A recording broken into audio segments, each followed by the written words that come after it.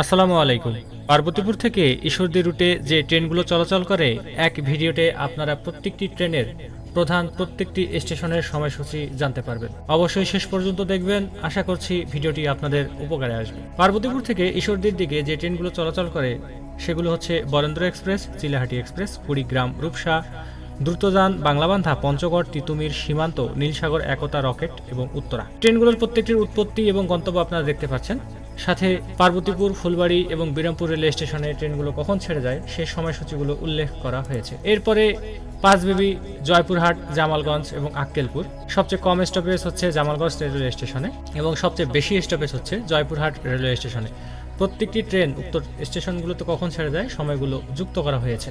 এরপরেই সান্তাহার, আহসানগঞ্জ, মাধবনগর, নাটোর এবং আব্দুলপুরে এসে বরেন্দ্র এক্সপ্রেস, বাংলাবান্ধা এক্সপ্রেস এবং তিতুমির এক্সপ্রেস রুট চেঞ্জ করে রাজশাহীর উদ্দেশ্যে যাত্রা করে এবং সবার শেষে ঈশ্বরদী বাইপাস এবং ঈশ্বরদী। ট্রেনগুলো যখন আব্দুলপুর পার হয়ে ঈশ্বরদীর দিকে গমন করে তখন খুলনাগামী রূপসা, সীমান্ত এবং রকেট সোজা দক্ষিণ দিকে খুলনার দিকে চলে যায় এবং বাকি যে ট্রেনগুলো থাকে সেগুলো পূর্ব দিকে ঘুরে ঢাকার উদ্দেশ্যে যাত্রা করে।